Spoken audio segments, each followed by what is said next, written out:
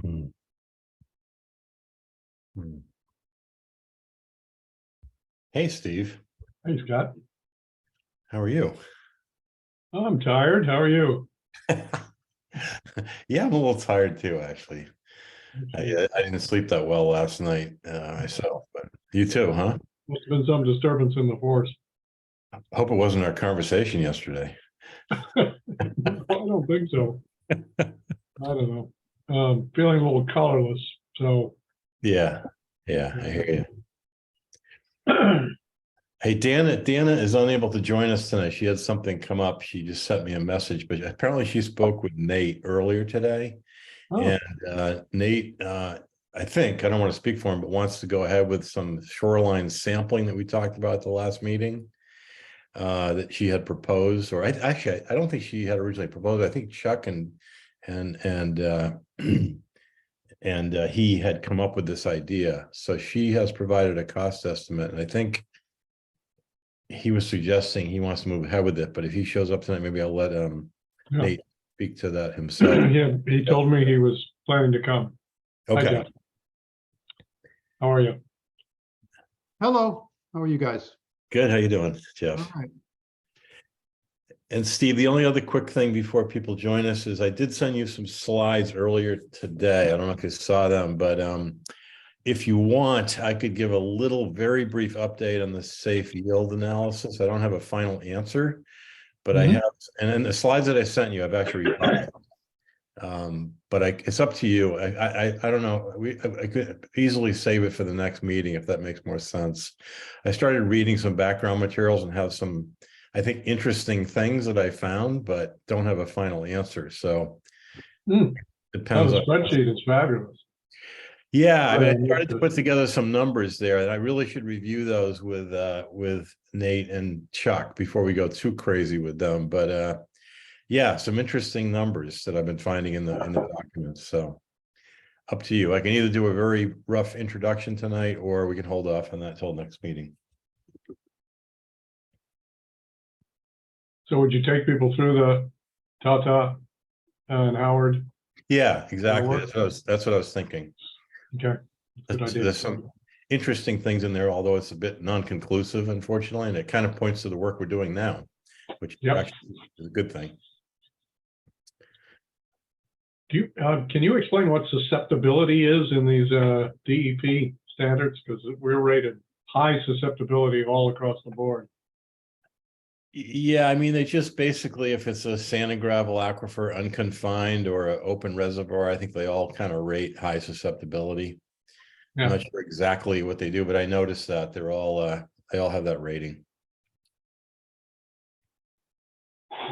Why does sand and gravel indicate high susceptibility? Easy to infiltrate? Yeah, exactly. Very permeable, so things will move through it quickly. Now, the Lincoln Street well has the clay, although the more I look at it, the less confident I am about being really providing a very protective layer. It seems when I looked at the test pits over at the elementary school, it sort of suggested that clay layer is pretty pitted with holes. So I'm not sure it's as protective as we originally thought after looking at those test pits. Hi, Sue. Ron. Hello. How are you? Hey, Sue. Hi. Oh, I'm a little tired out, feeling a little colorless. You've been like back-to-back meetings like every night. Yes, and I'm intensively rehearsing this Christmas musical that happens next week in Boston. Oh, that's right. Are you What's the performing? musical? It's a original work based on the Epic of Gilgamesh from 2800 BCE, but updated because there's a lot of parallels between Gilgamesh and Donald Trump. You know, autocrat, misogynist, preying on women. But the difference is that in the epic, Gilgamesh has a transformation and becomes kind of a humble servant of the people kind of guy. And I guess that chapter we haven't read yet, Trump. Silly you, he already did that. He became our president. Yeah.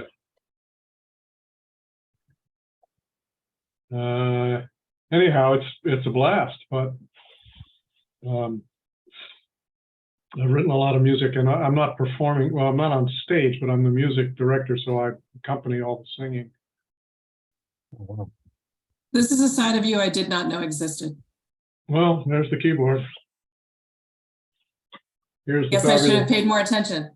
here's the fabulous little MIDI keyboard that can make every sound in the universe. Steve, you've got 3 or 4 minutes before we start. Let's, how about a little Little concert. audition? It's funny, the last time I wrote I've done a lot of arranging for singing and things like that. But the last time I actually wrote any music was for the Harvard Business School Review in, I won't even say when, but it was almost 50 years ago. Their comedy show? It was very funny, we thought. It was kind of juvenile. I mean, what did we know? But I wrote a long overture, which is entirely composed of advertising jingles strung together. And it's really kind of it's a timepiece, because almost none of those, I think Burger King's still using some of their tunes, but all the other famous ones are gone. I don't even think there's very many good ad jingles anymore. Maybe that's your next calling, to bring everybody up to date. Well, yeah, I'd be happy to hit you with my dog's better than your dog. My dog, or to a smoker, it's a Kent. How about where's the beef? But that was later. But it wasn't even there was no Wendy's when I wrote this overture. So I had Burger King in there with the hold the pickles, hold the lettuce, special orders, don't upset us. Seriously? Yes. Yeah. And probably the classic commercial jingle, which is good, good. You can finish it. Campbell's soup. Yeah. All right, down to business. I'm not talking about soup. I'm talking about water.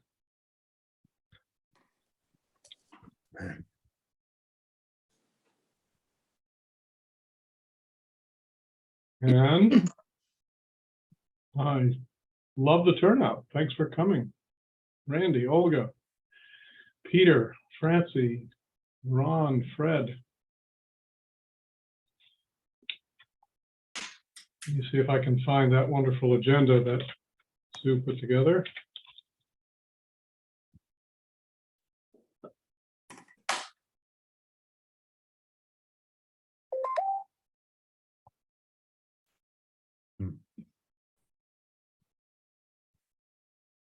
Boy, Sue, you've been busy. I must have 50 emails from you in the last 3 days. Right now. And I understand we have a town planner now, Betsy Ware. Yep, she is very part-time though, because she is retired. So she's working for us about 20 hours a week or less. So she's in the office on Mondays and Thursdays, and then does some work from home stuff the rest of the time. Ah, okay.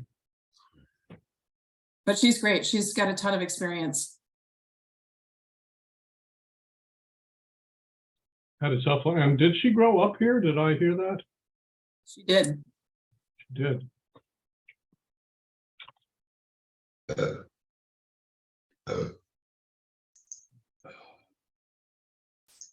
that an editorial comment?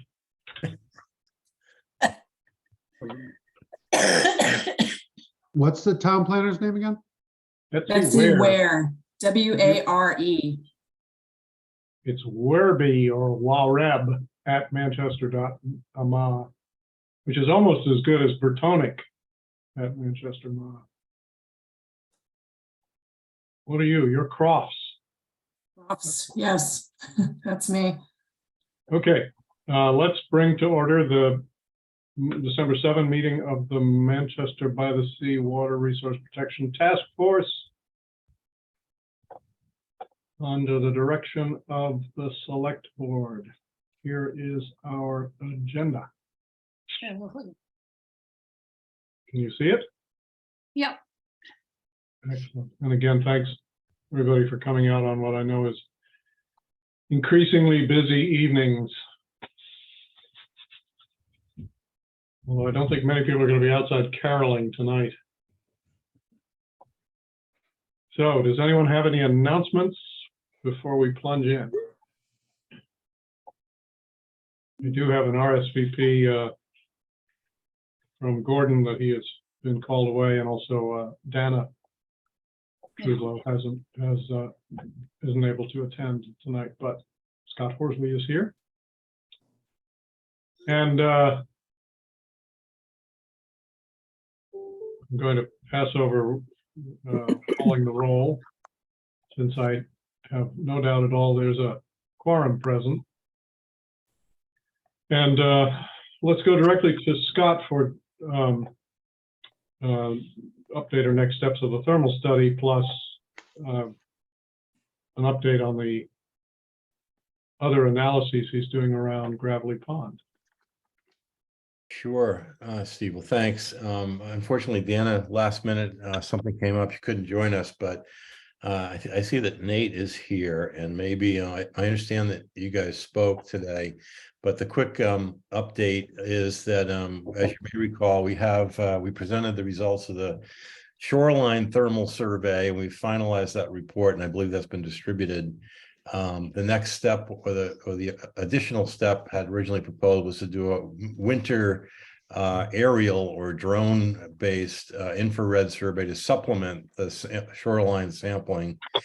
So that proposal is still pending, and I think that's one of the things we're going to talk about tonight, whether or not the town wants to go forward with that. But I believe we had a discussion, Nate, Chuck, Dana, and I, and an intermediate step came up, and that was to do a little more sampling with the shallow wells along the shoreline of the pond.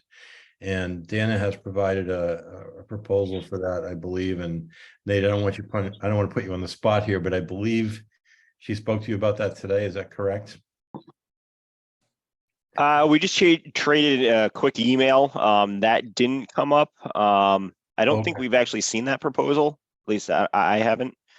But yeah, she basically asked if we wanted to do that, and I confirmed that we did.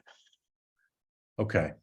So maybe, Steve, I defer to you on steps on this, how we proceed, but maybe we could get the proposal to you and Nate, and maybe decide and move ahead with it at your agreement, if that makes sense, or if you'd rather bring it back to the whole committee at the next meeting, we could do that too. I'd like at least the relevant working teams to take a look at it. Is it a continuation of the same kind of thermal probing that Dana was doing before? Kind of, although it's not, it's using the same instrumentation, but as you may recall, at a couple of locations, in addition to doing the thermal analysis, she took some samples and analyzed them, and the idea was to do some additional sampling along the shoreline to kind of complete that. So it would be going out with the similar instrumentation, doing additional sampling and analysis, things like specific conductance, which is a good indicator of material that might be coming into the pond from different areas. So that's what it would be. And my apologies for not having the proposal here tonight. I thought, again, I was surprised last minute by Dana not making it, unfortunately. So however you want to handle it as the next. Do we have any concerns about the time of year? I mean, I don't know if this is a particularly good time to continue looking for thermal differentials. Well, actually, the thermal differential is better to hold off when it gets colder, but the sampling is really just a matter of having decent enough weather to get out there and do it. It'd be difficult to do it with ice on the pond, so as long as we can get out there before ice then we should be fine with that. We could ask some of the fishermen to punch holes in the ice. I'm partially joking here because every time I've been out there, which is once a week for a while, the past 3 visits, there have been at least a couple of fisher people checking the pond, and I didn't exercise any police powers over them. At least they weren't in boats with outboard motors. I assume that we do not allow fishing in our reservoir. Scott, do you want to tell us a little bit about the other analyses, groundwater mapping or safe yield, others about? I can do that if you'd like. I can take 5 or 6 minutes and just update you. I don't have any conclusive work at this point, but I can show some slides if I can share my screen. You Let's can. see. Looks like I am already enabled, so let's see if this is going to work. Let's see. Okay. Can you see this first slide that's entitled Final Draft?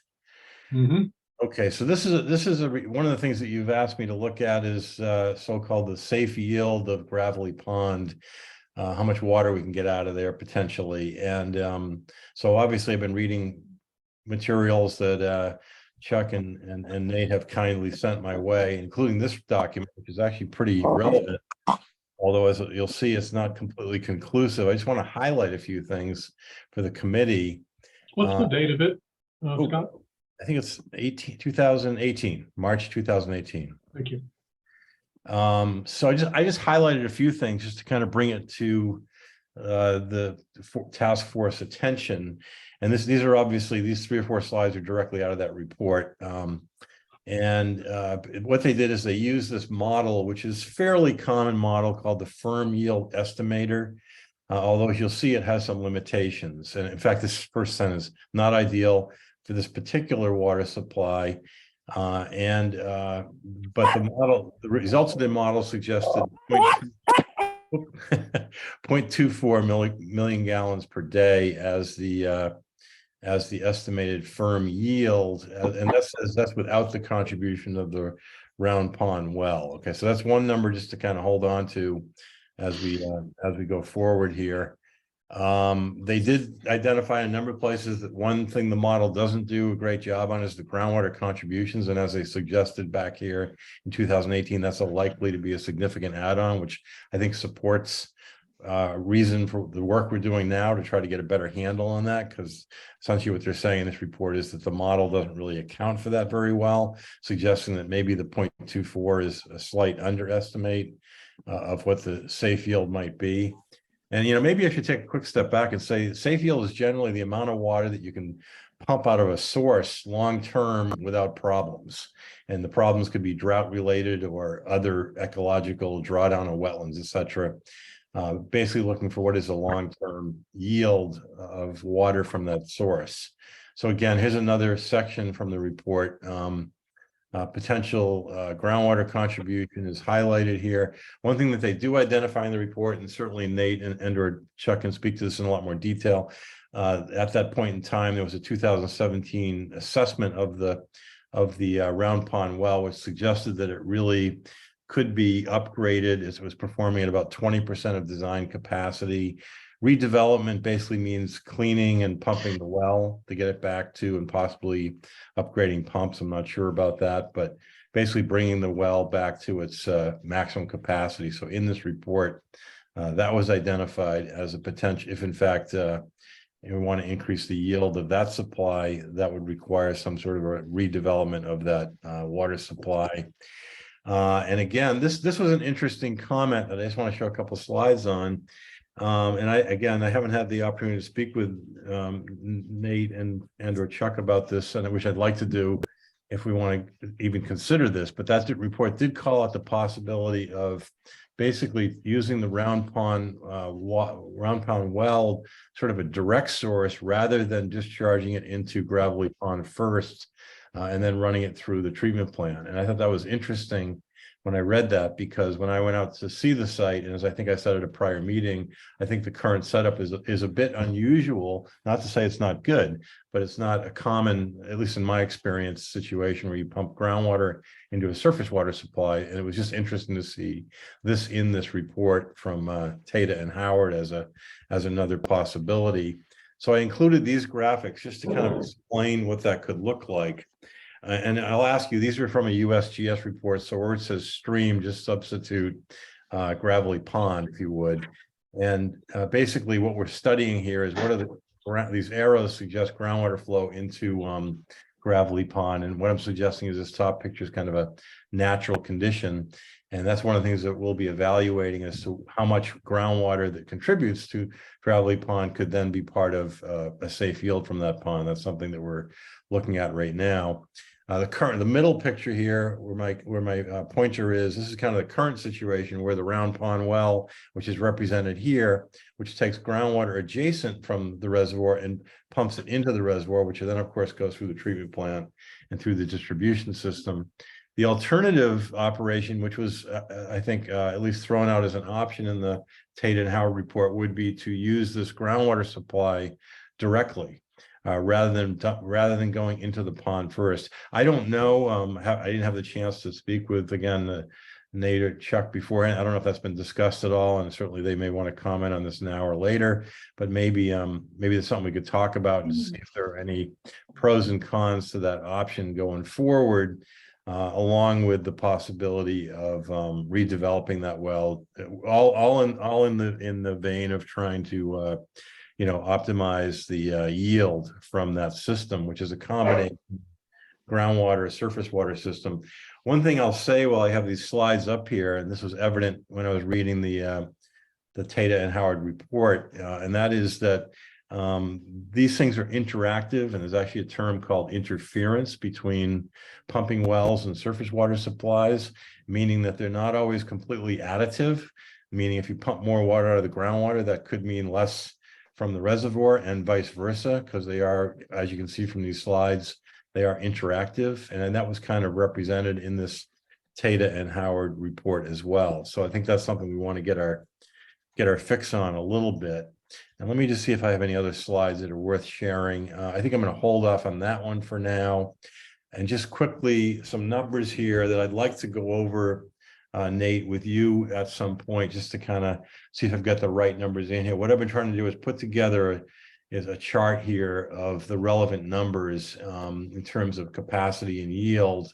And I'll just say up front, this is very draft. These need to be checked and whatnot. But one thing this does show, the Round Pond well, which is currently used, it is rated and has a permit at 0.43 million gallons per day, which is 430,000 gallons per day.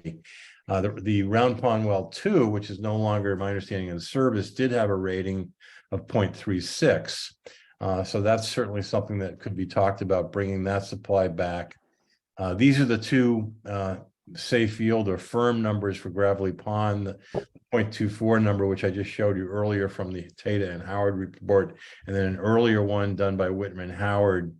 So in a sense, these potentially could be additive. And if we do add these up, what this suggests is a potential yield from all of these sources at about 1 MGD. But as I put in parentheses, a theoretical, because as I said, these things are interactive and interfering with each other. So I really don't think you'd get that much. But nonetheless, those are the numbers that I've found in these various reports that are associated with those supplies. And then, of course, I've got Lincoln Street down here at 0.38 million gallons per day. I should mention that the 0.43, the 3.6, and the 3.8 are all numbers that are part of the, I believe, part of the DEP approvals of those supplies. The number that the town currently has, and I believe this is the right number for Water Management Act permit to withdraw from the entire system, is at 0.72 milligrams per liter. So I'll just leave this at this. If I don't think we should go into this in great detail to check a lot of these numbers, but this, I just wanted to show kind of what I'm trying to do is determine what the potential yields are, what the permitted amounts are for each of the supplies, to look at maybe some potential as to how we might go forward, what options the town might have going forward in terms of either switching supplies or restoring supplies such as the Round Pond well 1, or maybe reestablishing a supply like the Round Pond 2 well field, which again, my understanding is currently not in service. So I think I'll just stop there, Steve, and see if there are any Great. questions. That's very helpful. Questions or comments from? I have a question. Fire away, David. So, Scott, I was just wondering, as you're making this presentation, do any municipalities or private entities, for that matter, use horizontal drilling similar to the oil industry for water supply? And is that a practical use? And if we were to do something like that, let's say do horizontal drilling towards Beck Pond or Chippewa Lake, is that a violation if we cross property lines into another community for water supply? Interesting question. The answer to the first question is, I believe the answer is yes. And if you're going to ask me where, I'd want to think about that before I say for sure, but I have heard of it. And one potential place is Hawaii, where I've actually done some work where I believe they've done some horizontal drilling. But there may be other locations. The second question, certainly that would be an important one, because if you're drilling across a property line, then you get into ownership of not only the land, but the so-called mineral rights and water rights beneath it. So, and obviously out around Gravelly Pond, that's important because we're in the town of Hamilton. Right. So Well, yeah, that would be an important consideration. thank you. Nate, your hand is up as well. Unmute. Yeah, so I was just going to answer, I guess, some of the questions Scott had kind of put out there. So within the last 2 years, I believe it was December 2020 into January of 21, we did rehab Round Pond well number 1. Prior to that, as the report noted, we were seeing very low pumping rates from the well. So it was pretty evident to us that it needed to be cleaned and redeveloped. So we had that work done, and they ended up replacing the existing pump and motor while they were there. Since they've done that, we're seeing pumping rates well up over the 300,000 gallons a day. I was just looking through the data. We had one day in July this year where we pumped, over 400,000. There's a day in May where we pumped 450,000 gallons. So it is, the water's there. The well is producing very well right now for us. We thought we were seeing a little decline in the production overall, but it just seemed like, I think with the drought, it was certainly affecting the well. So I think it was just we were further down, in the drawdown on it. So we just weren't getting the overall production. We're pretty much operating it on, 20 days on, anywhere from 5 to 10 days off. We had a bit of a longer off spell in June to July this year to allow it to recharge. But basically that's, we're kind of managing it in that sense where when we start to see the production go down and the levels going down, we'll kind of shut down operation for 5-10 days and allow it to recharge. And that seems to be really working for us right now. The pumping rates go right back up into the 300,000s. So that's been good. And we have not really looked at doing a direct connection to the plant from Round Pond well. It would be a pretty good length of pipe. Certainly not something we couldn't overcome. And then we'd have to figure out, where that gets tied into the system, probably have to bring it down and tie into the raw water line somewhere, to treat it. Thanks, Nate. And I don't know the pros and cons of that yet. I just thought it was interesting that they had that in the report. And again, when I was out in the field, I saw this as a little bit of a unique setup. Yeah. I kind of check back with you guys. What about the Round Pond Wellfield 2? Am I correct that that's offline at this point? And any discussion on that? Yeah, that's been off for about 20 years. A former director unfortunately let the permit lapse. That's right. Yep. So that has been pretty much decommissioned. We had to take, all the equipment is out of the well pump building. The building structure is still there, and all of the well heads and vacuum system is still out there. Could it be resurrected? Hard to say. I think that'd be a good undertaking. It's not a really accessible location. It's a very wet location. So yeah, okay. Well, thanks. I'd love to get with you at some point, Nate, just kind of go over all this in more detail. So Yeah, thanks- absolutely. thanks for your updates tonight. I have a question. I noticed the historical contribution of Round Pond Well One. It's pretty small, 130,000 average gallons per day against either its capacity. This may be only opinion, but Nate, do you know if that was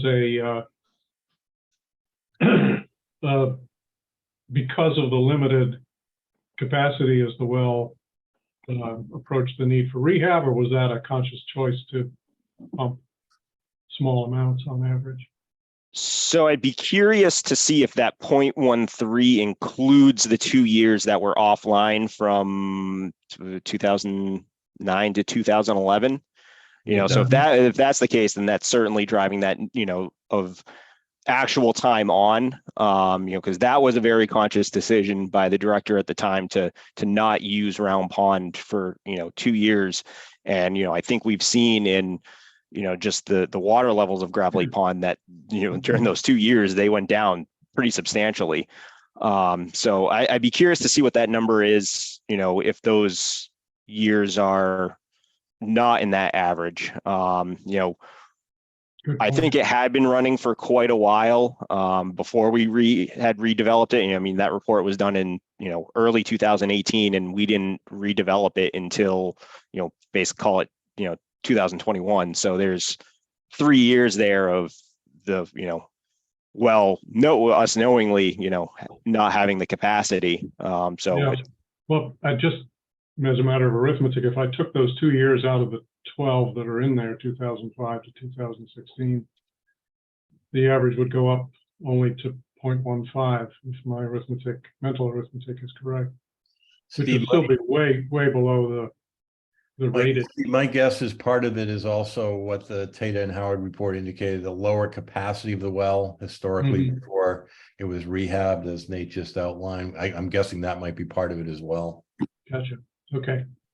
It's interesting because a number of us have been comparing the output and the quality of Round Pond Well One with the Lincoln Street well, which obviously is very productive and has been. Some years it's been nearly half of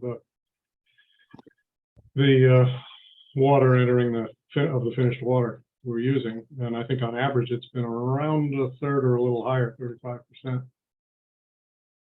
So it's obviously been contributing more than the well, at least in our recorded history here of the Round Pond well. My other question was, is Round Pond wells, do you know whether its levels of iron and manganese would be significantly different from what you're drawing out of the pond? In other words, is it possible the pond benefits from the settling effect of water standing in it, or the filtering effect of groundwater seeping into it as opposed to being pumped out of an aquifer? Yeah, we definitely have elevated iron and manganese coming out of that, well, hence the treatment to the settling. So I don't know the numbers off the top of my head, though, unfortunately. Yeah, I remember seeing some discussion of that in the Tata Howard report as well, iron and manganese, which is pretty common in any wells, especially near wetlands. Gotcha. Jeff Koshan, your hand is up.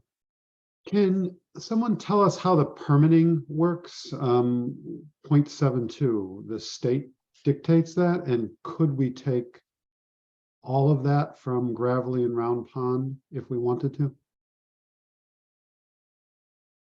I can answer the first part, but the Water Management Act permit is administered by Mass DEP. I believe Manchester's permits are registered permits, which is a good thing, meaning they're they're safe.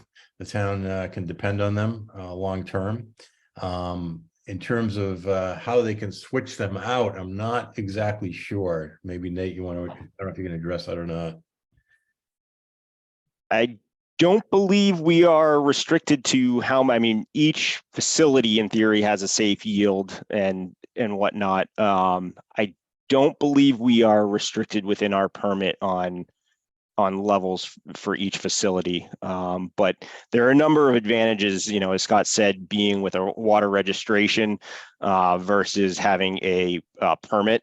The permit being having a lot more requirements that we would have to meet. And, so for like unaccounted for water, the 65 gallons per day per capita requirements. And if we had to go to a permit, we would have to meet those requirements, and DEP, like they did on our wastewater side, could decide to give us a consent order to meet those requirements, which would, not be good for the town. So being under the registration, gives us a lot more flexibility, to kind of manage our water source on our own. And just one other observation, if you can see my pointer here, this is the approved capacity of the Round Pond Well 1.43 million gallons per day, which is also 430,000 gallons per day. And then this is the rated capacity, or the approved pumping of the Lincoln Street well. When you add those together, you get more than the total Water Management Act permit, and that doesn't include Gravelly Pond. So it's clear for me, at least I think, that you've got three sources, all which are, if you add them together, have more capacity than the permit that you have in place, which strikes me that if at some point in the future, the town could possibly move to try to increase the permit. But as Nate was just suggesting, that puts you into new territory. Yeah. Beyond a registered permit. There's a lot of commentary about that in last summer's report on the Ipswich River future sources, because one of the primary alternatives they looked at was for Hamilton to depend on Manchester for a fraction, or in one alternative, all of its water usage. And that was premised on the raw capacity of our system, which is considerably higher than 0.72, 720,000 gallons a day. But they were quick to point out that, as Nate has implied, it'd be very difficult to go to DEP today and get an increase in the allowable daily withdrawal, given where we are with still relatively high unaccounted for water gallons per capita per day, and summer versus winter usage, where the benign neglect, or whatever you want to call it, for the last decades would come home to roost. Yeah, Steve, that was one thing I just did want to comment in conclusion here, because I wanted to tie this into the good work that you did earlier and reported on in terms of the per capita use and the seasonal summer versus winter. I've only shown one existing use total figure here, which 2020, I believe the number is 229 million gallons. If you just divide that over the year, that's an average of 0.63. So you can see that's below the 0.72, not by a lot, but as you indicated, the per capita is around 78. As you also said, the goal, or I think Nate said the goal that DEP uses is 65 gallons per capita.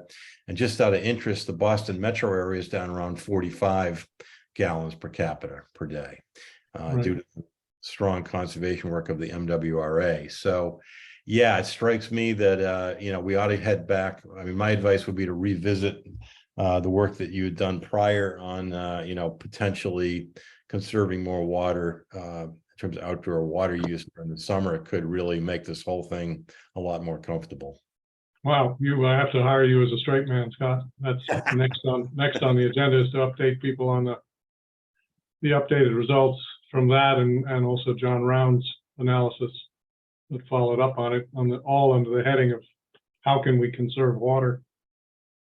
For what it's worth, the last thing from that last summer report is they pulled up an estimate of what Manchester's water usage would be, projecting commercial and population development in 2035, I think, and they came up with 620,000 gallons per day as the average.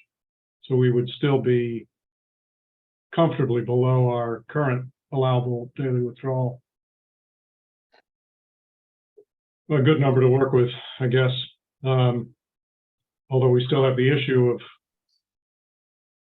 how much of that water is wasted one way or another. Other questions or comments before we thank Scott for this and tell him we're eagerly awaiting the next installment? Okay. So next on our agenda is to get some updates from working groups. And I have from Gordon a report that there's nothing important to bring up from Group 4 on contaminants. I do have some materials to bring you up to date, and I guess they now pertain to Groups 1 and 6 because we've succeeded in having a couple of joint sessions. Anybody else have something they want to update the group on tonight? All right, let me dig up the materials here. And I'm going to go relatively quickly through this because it's a repeat, it's an update of what we showed, what you all saw 2 or 3 months ago. Let's see first if I can get it in slide form. Yes.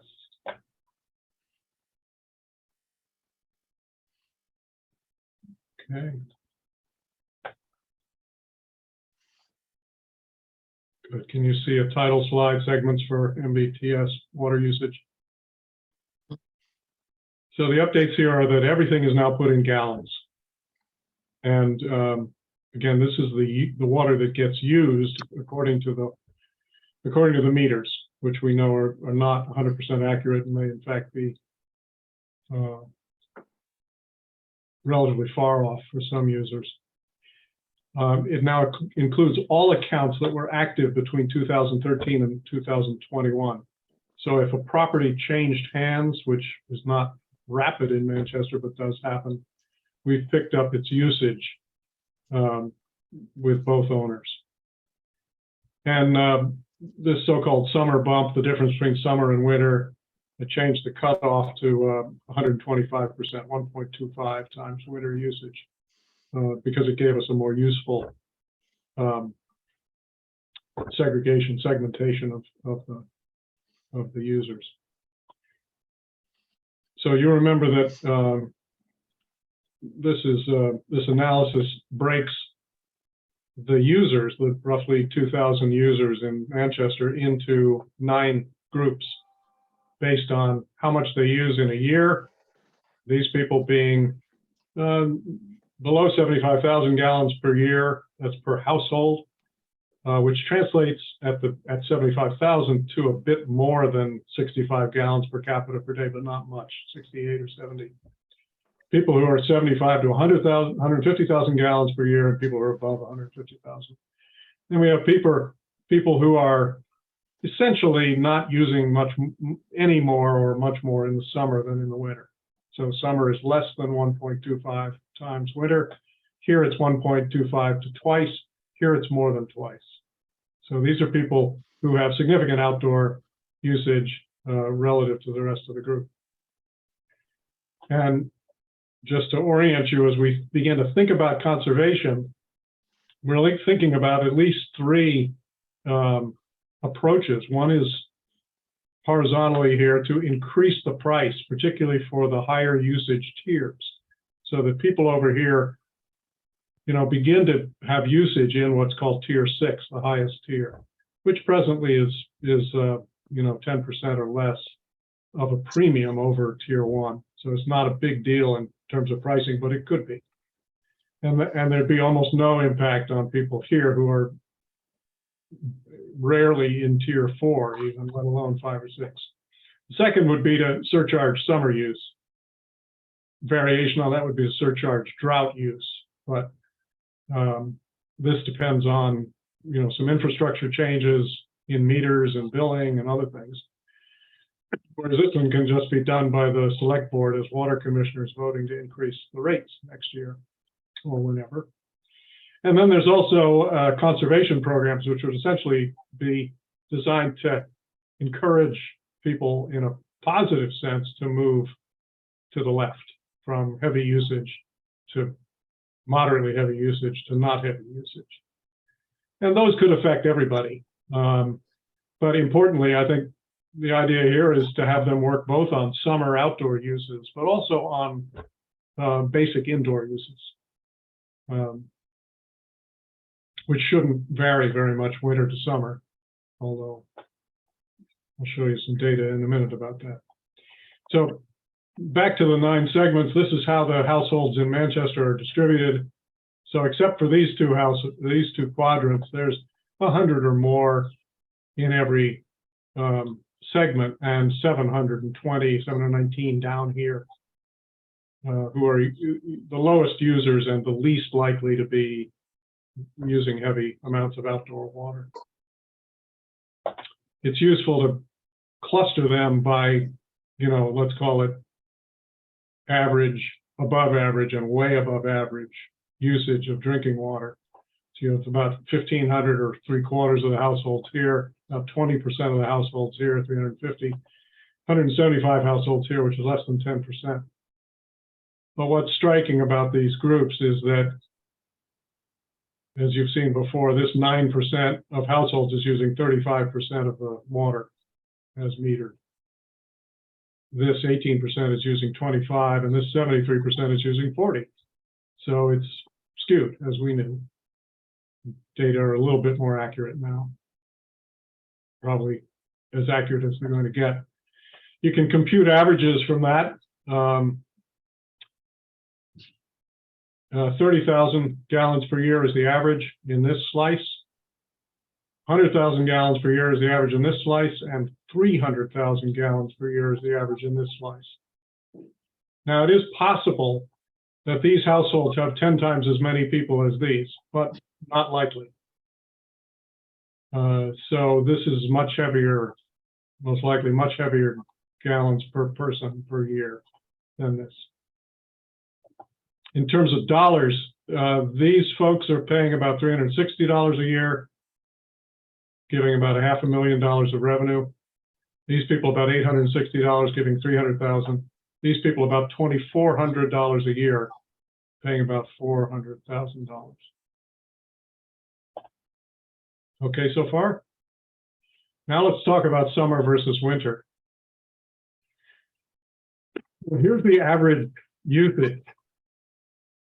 So not surprisingly, in summer, you're observing almost 3 times as much usage in the middle group as in the left-hand group, and more than 10 times as much usage per household for this 175 as for this 1,500. What's kind of a riddle is that there's a similar but not as drastic difference in the winter. So these households average 16,000 gallons in the winter, not significantly less really than their summer usage. But these households use twice as much. And these households use 3 times as much. More than, actually. And I don't have an explanation for that. I don't think it's head count. And I don't think it's likely that there's a whole lot more bathing or dishwasher running or toilet flushing going on here. So anybody has a hypothesis about that, we'll go out and see if we can verify it. But it certainly suggests that if this is not driven by population, then these are targets for conservation as well as all of these. So Scott, question, comment? Yeah, I just wanted to remember how you probably said it and I forgot. How do you how do you determine the winter usage? What date does that start on? Oh, yeah, it's pretty arbitrary because the bills are rendered, most of them, 4 times a year. So that's when we get our usage counts. October through April, October, November, December, January, February, March. October through March is winter. Arbitrary. The basis of my question, I was wondering if you were getting any irrigation in any of that. Maybe not, but that was really what I was wondering. That could be an explanation here. We could be seeing October irrigation or even March irrigation. Good point. Okay, so where to focus to conserve drinking water? These are the averages for the three groups. And I think you remember, this is the display of dark red for winter, for summer, pink for winter, showing, you know, the ratio being very skewed to summer up here and actually being tilted toward winter down here.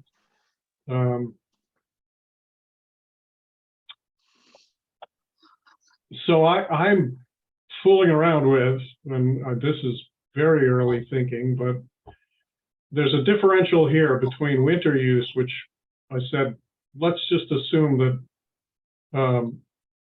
winter use is a necessity. So it's how you run your household, even if you do take a lot of showers. There's a bit of an issue here because some of these residences aren't occupied in the winter, or they're occupied only by a single caretaker. So we need to make some adjustments, but basically there's a 50 million gallon difference in total between the heavy users winter and summer. And that seems to me an obvious target for encouraging conservation through rate changes and through assistance with various homeowner conservation initiatives. Then in the rest of the chart, we have that discrepancy in average winter usage up here. And as Scott says, some of that might be irrigation on the ends of what we're calling winter. But whatever it is, we might go after it separately for reduction. So some very initial thinking.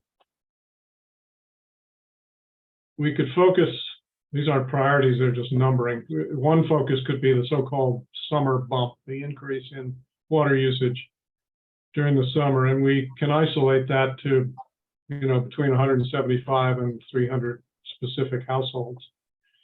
And we could set a short-term goal. Let's say that was a 20% reduction in the incremental summer usage. So we're not asking them to cut into what we think of as necessity water, but to cut down the outdoor water. That would save 10 million gallons per year. Longer term, I think it might make sense, a stretch goal anyway, to cut out half of that.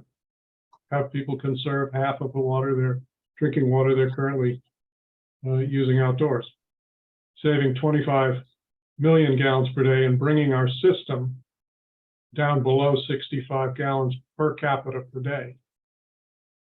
So that's a pretty attractive long-term goal. By long-term, I'm thinking 5 to 10 years.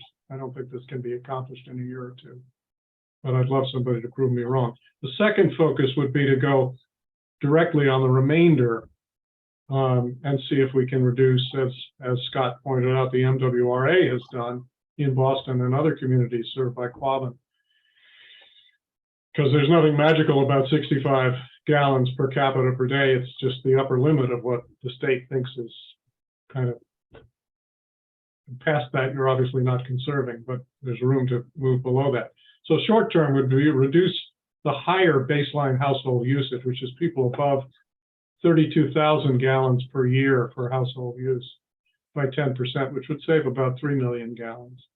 Long term, we could go after half of that as well, which would save about 15 million gallons.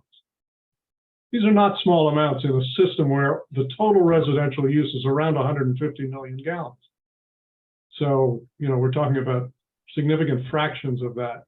And they're also relevant if you think back to the numbers Scott showed you a minute ago, because they're not out of whack with the output of the Lincoln Street well or the potential output of the Round Pond well.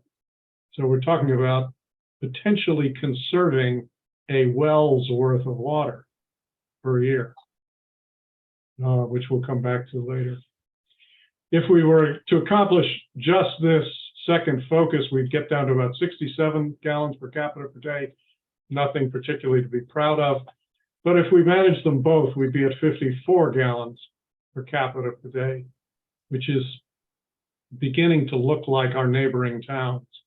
It's not quite where Boston is, but and on top of that, we have this ongoing effort, focus, which predates us, but particularly has stepped up under Chuck and Nate to reduce the discrepancy between what leaves the treatment facility and the well and what actually gets metered. And in that, we have to include improvement of the residential and commercial meters, which is another thing we've been talking about, to smarter meters that are more accurate, and in the process, maybe figuring out some of these antiquated systems that may be metering only a portion of the water that's arriving at particularly older, larger properties. So that's what I got. I apologize for the flood of information, bad pun, but the reason for this update was to try to get the numbers kind of nailed down. We don't yet have the 2022 number, fiscal year 2022 numbers in here, but I'm hopeful that I'll have those from Sue Taylor, and by January we'll be able to see if there's any significant change in this. I don't think there will be, because this already has 2013 to 2021, so it has 9 years of data in it. Jeff, your hand is up. I'm curious if anybody has any brainstorms on where the explanations for why water is going up, especially that high usage in winter. To me, the obvious thing seems to be we need to search for leaks after the meters in the high volume users. I'm guessing after their meter and across their landscape, there's water continually, gallons every day, leaking out of some pipe somewhere after the meter. That's another possibility. Good point. Some of them anyway, are much more elaborate and older systems than you find, in the majority of homes in the village, for instance, which may be old, but they're relatively simple. You have a sub main that's running from the street to a connection point in your house. You have a meter right on top of it, and that's that.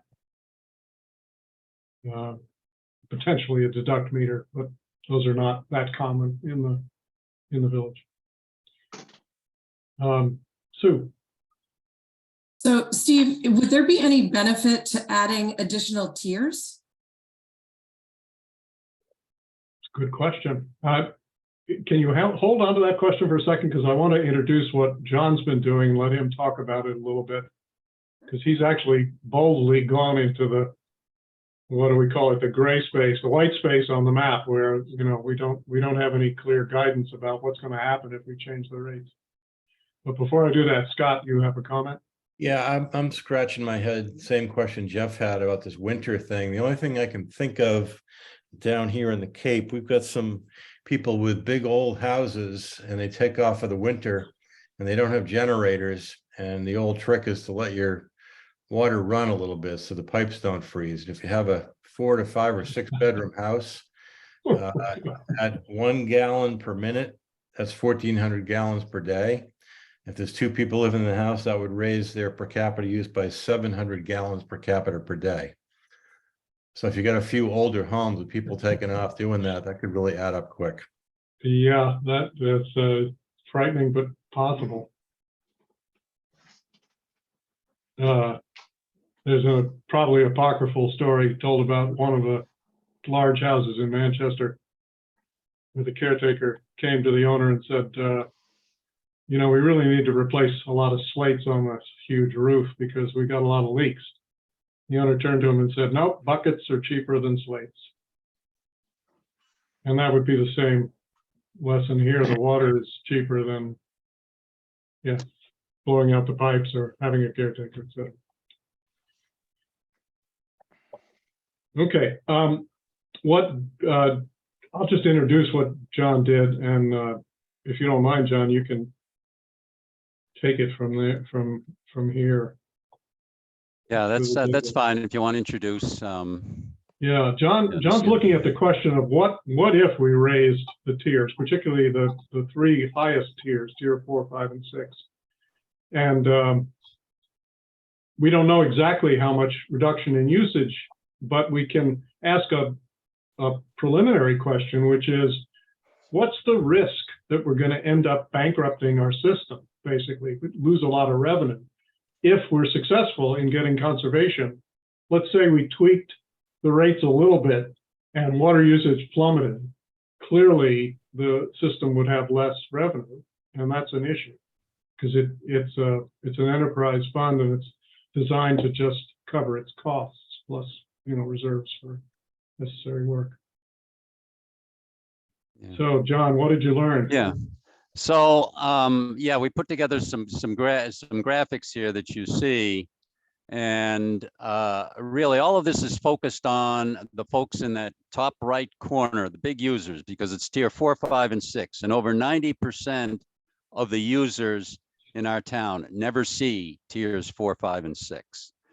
So it's only those very, very large volume users. And really, it's about 100 users that are generating the data that we have here.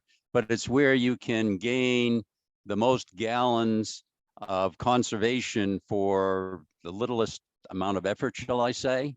You're only getting the attention of 100 people. And one of the questions we have to ask is, are you really getting their attention? And Steve is going to try and do some primary research with a few folks, because some of these folks probably don't even look at their bills. They're just automatically paid. And as you can see, if you're increasing the top rates, and I think you've got one where the green is increasing the top 3 rates 5-fold, 10-fold, and 20-fold. Right. And the red is increasing it 2, 4, and 8, respectively. And the numbers go up rather dramatically in terms of what the bills are. I think you saw some bills that were around, say, $2,000 right now. You can see $2,500. Yep. And if we increase those rates, they will certainly go up by 5, 6, 7-fold. And we don't know if these folks are sensitive to all of that, but we do know. That's the question, because you've got just over 3,000 here, going to just about 12,000 here. So if they didn't change their usage, it'd be about a 4-fold increase. But the question is, I hate to ask it this way, but is $12,000 a meaningful motivator to the folks we're talking about? I don't know. We've got to find that out. I know who's interested, and that'd be the finance committee, because if we do something like this, this is tinkering with what projections are. The projections that we've had for what the water bills that have gone out and what the water revenue has been have been pretty close to actual. They're all within, say, just a few percentage points, sometimes a little bit over, sometimes a little bit under, but only by 1 or 2 or 3%. I will say one exception was 2021, and you do not have the data for 2021 yet. Is that correct, Steve? I have it for the calendar year 2021, but I don't have it for Right. Yeah, I don't have fiscal year 2022. Our water usage was up over 20% that year. Most of the other years, it's in and around 1 or 2% of what's expected. But for 2021, it was up a great deal. I'm not sure what that was due to, but what that meant is that there was a windfall of nearly $300,000 in the revenue that we got versus what was projected. Certainly the DPW was happy to see that. Those monies can be used for pipes and lots of different things. But the overall objective is to try to keep the revenues that we realize out of the system close to what is projected. And so you can see from here, if there is reduction on the abscissa on the bottom line, it goes from 0 to 10 to 20 to 30. your revenue will go down. And in fact, for the red tier, you can see the red line, it crosses below the actual revenue that we would realize if we did nothing. It goes below that if their efficiency or their savings gets below, say, gets more than 30%. All of this is conjecture. Yeah. But it was encouraging to me because most of the data points stay above this dashed line, which represents neutral revenue effect. Obviously, if there's just a little bit of conservation, there'll be a little bit of revenue impact. That's kind of what happened during our watering ban. We took it to heart, and revenue seems to have come down, 5 to 10% over the average of the preceding 3 years for the summer. But because most of these data points are above the dashed line, they're telling us that even with 30% savings from either of these rate changes, we would be seeing more revenue, which is consistent with the one anecdote we have, which is courtesy Scott Horsley and the good people of Cotuit, Massachusetts. Yeah. So and I guess the conclusion from that, Steve, would be either of those increases, the risk is fairly low that you're going to start to cross that neutral revenue zone. Because yeah, I guess the one thing to note there, John, is that there's conservation because you don't water your lawn as much, or because you switch to a watering method or a type of landscaping that doesn't require as much water. And those would be percentage decreases. And they could be, conceivably, they could be 50%. And then there's conservation because you drill a well. And that's 100% conservation. You go off, you would stop using drinking water for irrigation. I think, at least that would be my goal if I was spending capital on a private well. And that could change this analysis. Yes, and it would also change the revenue neutral line, because now that's affecting everybody. Right. And some changes would have to be made with regard to even the lower tiers, perhaps, to keep the revenue to meet what the expenses are of the system. Scott. Yeah, I was just for John, I just wanted to offer, we're doing this experiment, as Steve mentioned, in my home village here in Cotuit. We're in our 3rd year now. And I think what we're doing is the adaptive management approach. And what I mean by that is we raised the rates somewhat, and we've seen very little decrease with usage. So we're raising them again. and we're testing the market. And my guess is that this is a really hard thing to model or predict, because it really depends, as you were suggesting, John, how many people are going to notice this, and that's a really hard thing to predict. But we are starting to see a little reduction in use, not as much as we thought. And the other thing that's happened is we are now surplus revenues. We're actually generating, I can't say we're profitable, because we can't be profitable. We're generating more revenues than our costs at this point, which is not a bad thing. Were your increases, Scott, were they nominal or were they significant? In other words, are they 2x or are they 10x, or what are they?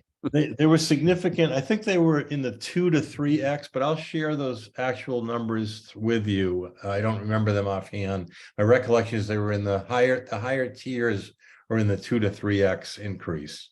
And we just had a meeting last month. Actually, we were talking about doubling them again. Right. Right. So that would be like the subtle, the middle line here, because that's 2x, 4x, 8x. Yes. Yeah. One. That's that one. And of course, the bills are going up for a start, they're only going up, what, 50% to 75%. And maybe people don't notice that. The people go from, $3,200, $3,300 to $4,300. Yeah, that's probably not something that raises their eyebrows. Well, interesting to see if on balance it does. Yeah. Again, we don't expect to rely just on rate changes to change people's summertime outdoor usage. We expect to have persuasion and motivation and maybe even some peer pressure, the other things that make people change their habits in ways they may not want to previously. Okay, well, I'll just close this by offering this. I'd say was a speculation, but we thought it was certainly worth exploring when working group 1 and 6 met 10 days ago. And that is, what if we tried to develop some recommendations which in some way synthesized the concerns we have about contaminants, which is that they're prevalent, particularly in the Lincoln Street well, and we cannot identify point sources or smoking guns that we could remediate. Combine the concerns with contaminants with the concerns with supply for the long term, and with our desire to address this, let's call it benign neglect, that's led to us having kind of very unattractive statistics for unaccounted for water, for per capita usage, and for summertime increases. And that led us to think about why would anybody support some kind of complicated program like this? And the simple answer is that we're staring at a pretty likely substantial capital investment with some possibility of grant money, but right now, not a high probability at all, to remediate the PFAS levels in the Lincoln Street well. We don't have to today, and we may not have to for the indefinite future, but it's more likely that very soon, this month, the EPA is going to announce new standards which compel the states like Massachusetts to drop their standards.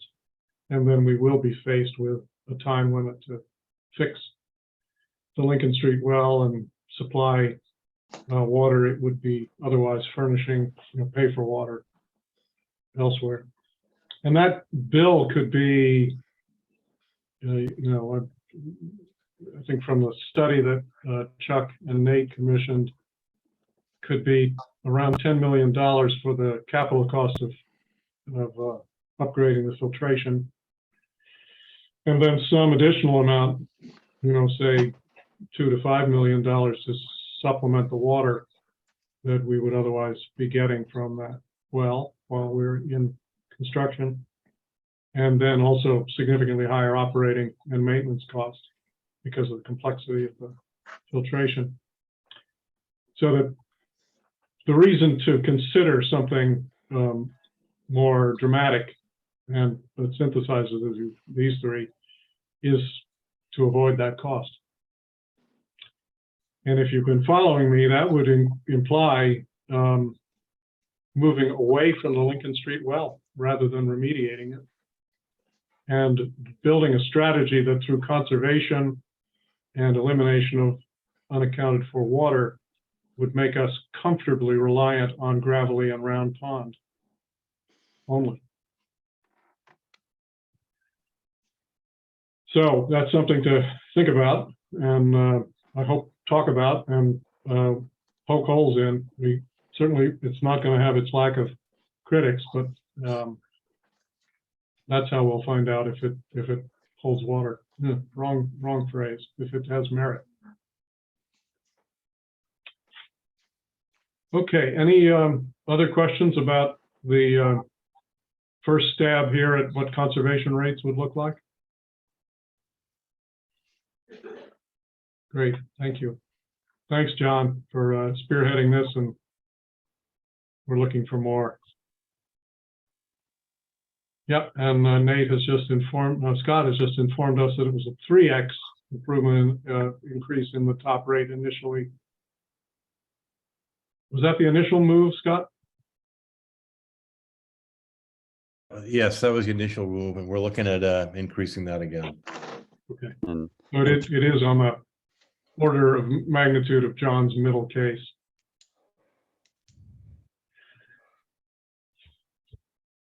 All right, well, Isn't it closer to the uppercase, actually? the middle case is 2, 4, and 8, right? right, right. Yeah.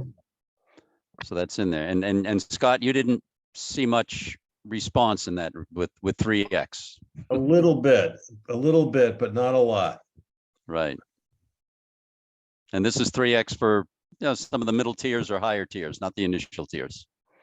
Yeah, this is the highest tier. I could Oh, say this is the highest tier. this is the okay. highest tier. More than 100,000 gallons per year is our highest tier.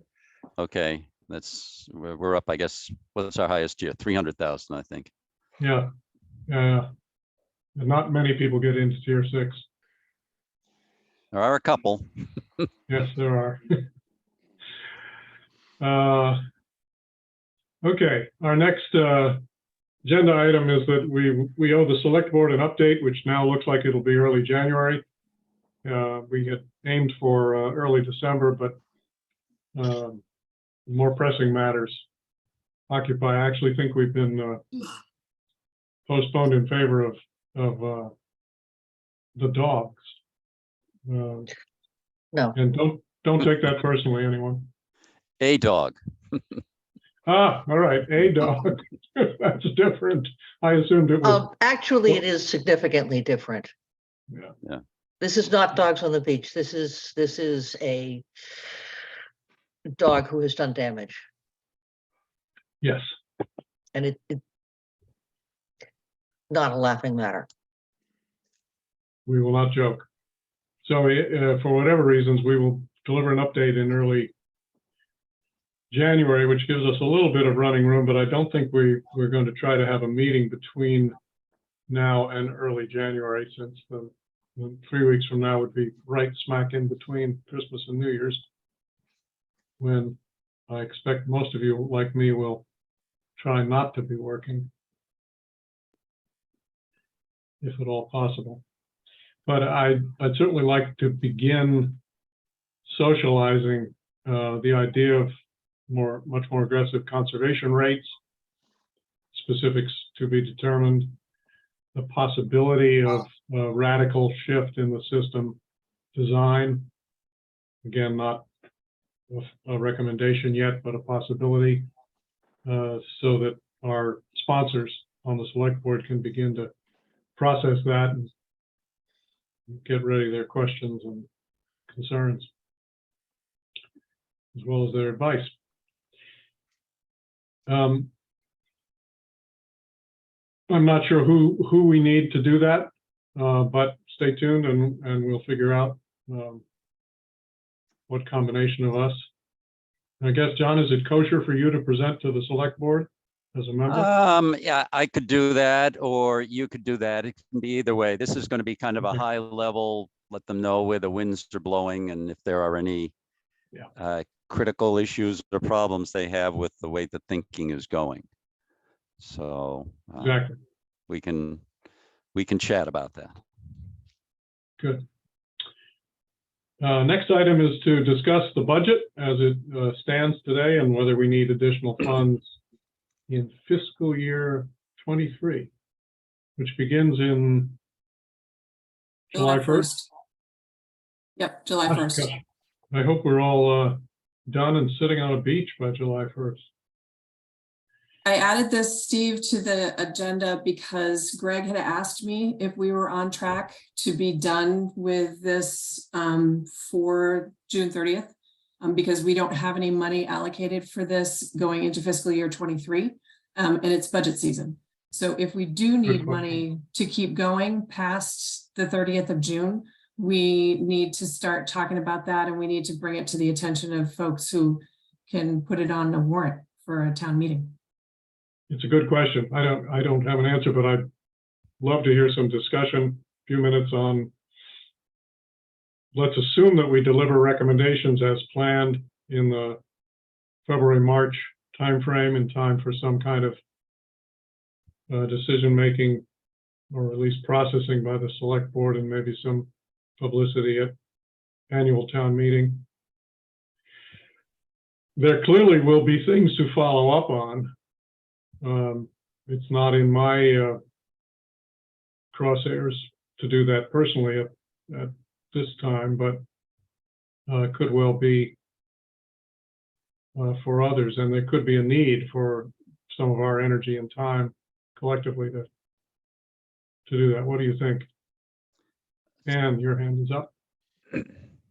Yeah, if you're going to need money for next year, the town meeting is going to be in early April.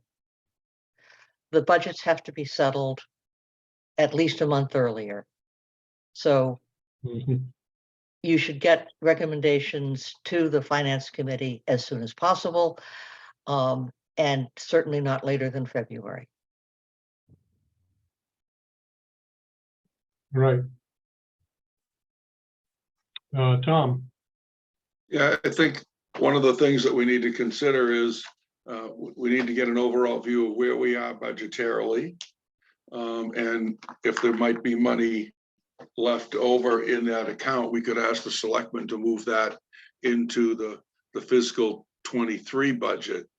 So in other words, just because, in other words, if we happen to have $10,000 out of our $80,000 budget remaining, we could ask the Board of Selectmen to move that into the fiscal 23 budget rather than requesting any additional funds.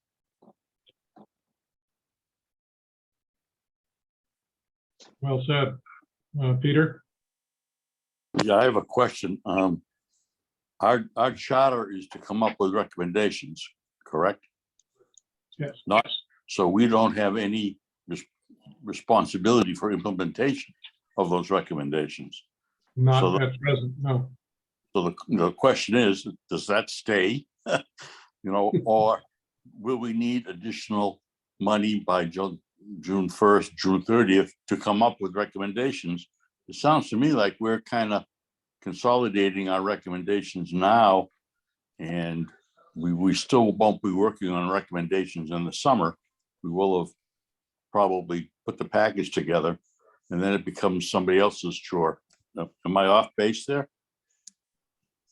No, not at all. But what I'm interested in is opinions about whether there's a reason to have a second act, so to speak, of this task force, maybe more focused on one part or another of the real wide spectrum of issues we've examined so far. For example, I'm fairly sure that we're going to recommend a high priority to funding and installing smart meters throughout the residential and commercial users, starting with large users, and probably some additional forensic work for some of the largest users so that we can help them determine whether they're actually paying for the water they're receiving.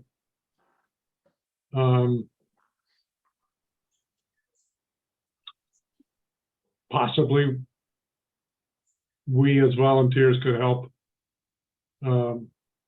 make that happen. I'm speculating here, but that's one, for example, that we could focus some energy, a few people. Another would be monitoring, as the stream team continues to do for streams, for example. We could do on a volunteer basis, as much as Jeff Koshan's done around Gravelly Pond, to keep a flow of some data coming. So those are my speculations. Jeff, what about We you? know that there, like you just discussed and Peter mentioned, we know there are going to be expenses in latter half of fiscal year 2023 and beyond. And we're kind of the only group that might know that, or am I wrong? Somebody can clarify that. There are going to be expenses. So who's responsible for putting those on that future budget? Well, if we recommend capital expenditure, for example, for smart meters be, advanced in the planning cycle, in the capital plan budgeting cycle, I don't think there's any more we can do about that, is there? I mean, it goes next to finance and select board, and it's in their hands to figure out whether it fits with priorities for other capital expenditures. Is that what you're talking about? Or are you talking about something like a team to keep monitoring? No, I'm talking about what you mentioned, and we know that there's some funds needed. Maybe Nate realizes how those get generated. Other people know how those fit into the budget. I'm not aware of who would add those to the budget at this point. Gotcha. Nate? Yeah, so I think, Chuck and I would work with, a consultant to develop a meter replacement program. And that entails developing, project plans, specs, as, prevailing, Mass General Law, we have to bid everything. So, it would be a bid project. So that would be the mechanism. So we would work with the consultant, develop cost estimates, then put a project out, and that ultimately gets carried in the DPW budget. Good, understood. Can you add into that budget something like expected consultant costs for like Scott or Dana? That you could kind of anticipate coming out of this group, recommendations coming out of this group? Yeah, that's certainly, so we have a general, consultant line item for each aspect of, we have a wastewater, we have a water, other, just general consultants, but we have project specific. We are going to include, the general consultant fees within that overall ask, because it generally comes out of the same line item. So if we assume it's, say $1 million for construction and $100,000 for consultant fees and $50,000 for police details, we're carrying that full number within our budget, going forward. So my feeling is if we get our job done by when? March? March or 1st. June, March 1st? February 15th, yeah. Seems a little tight to me, but if we get our recommendations in on time, then I don't think we need any more money. Yeah, that's where I am at the moment.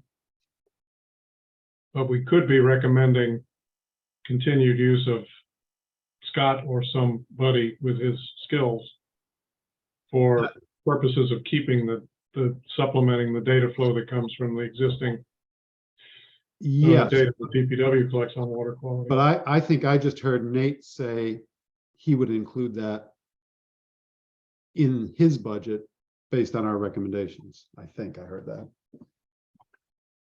We could, I mean, that's certainly, I don't think there's any hard and set rules, where it needs to be carried. That I'm saying we could carry it. But it could also be carried under a specific line for the task force as well. Right. Tom? Yeah, I'm just thinking that March 1st is way too late, in my opinion, in the budgetary cycle, trying to get the budget through the select board, and then the select board and the finance committee meeting.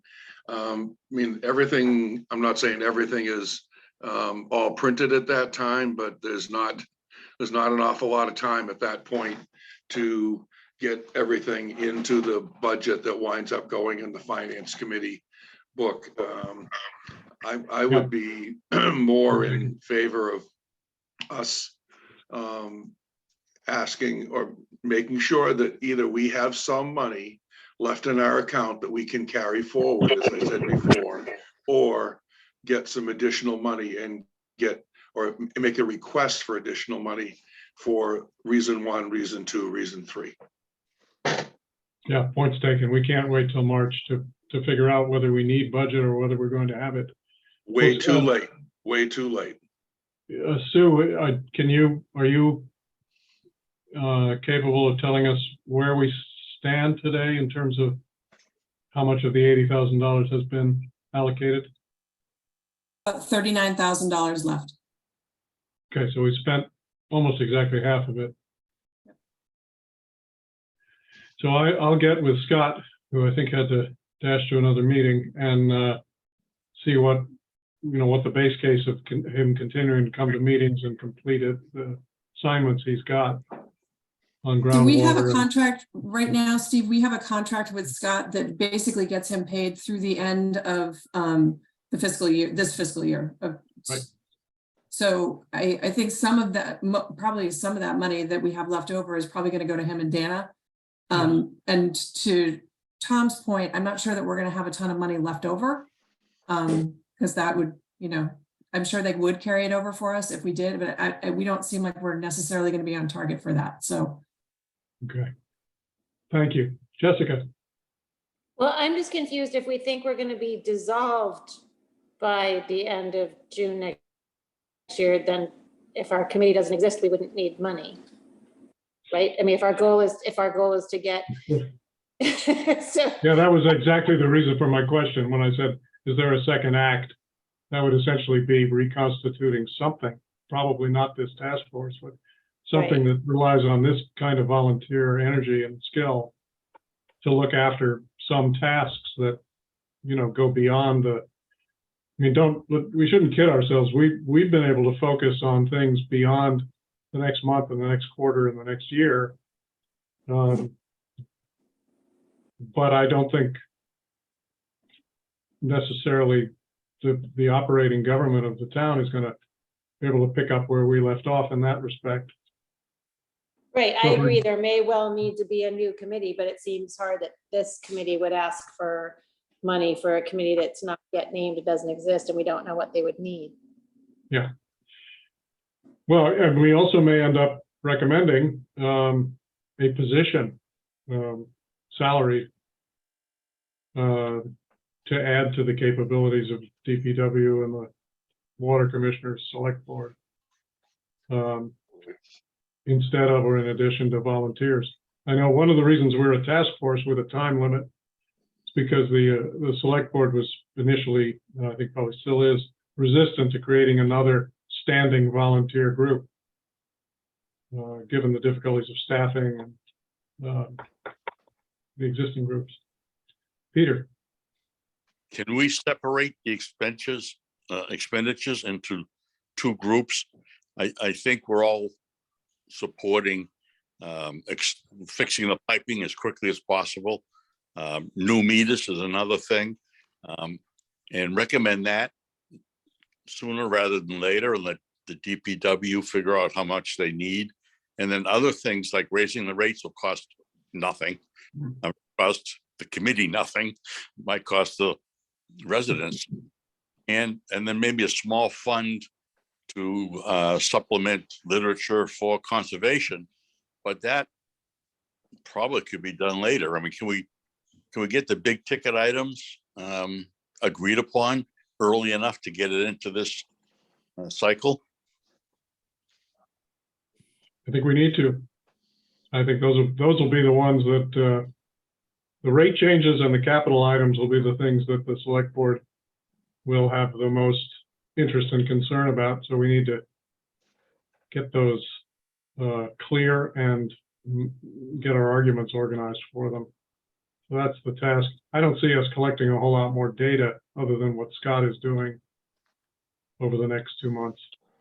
I see us bringing this together into a set of recommendations, of which the rate changes and the capital items are obviously the headlines.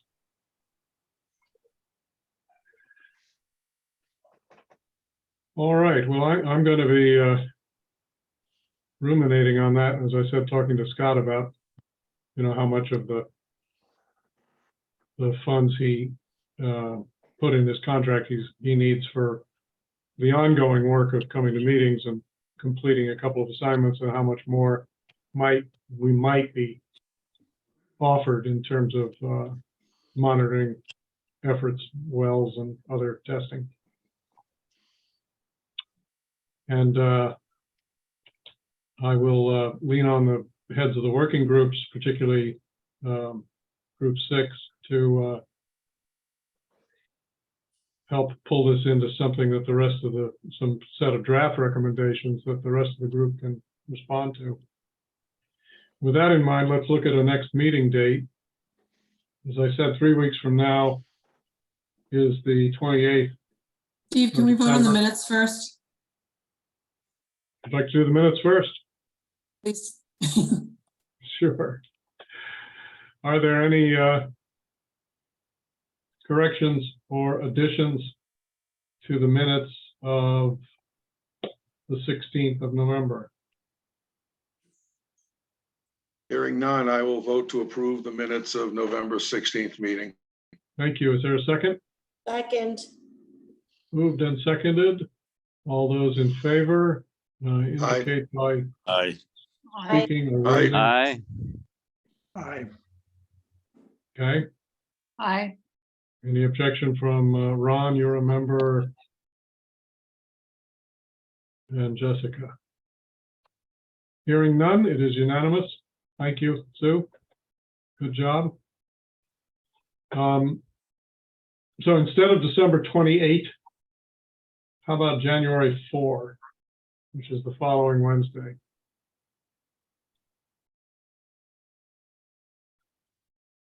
fine for me. For me, Good. I hear no immediate objections.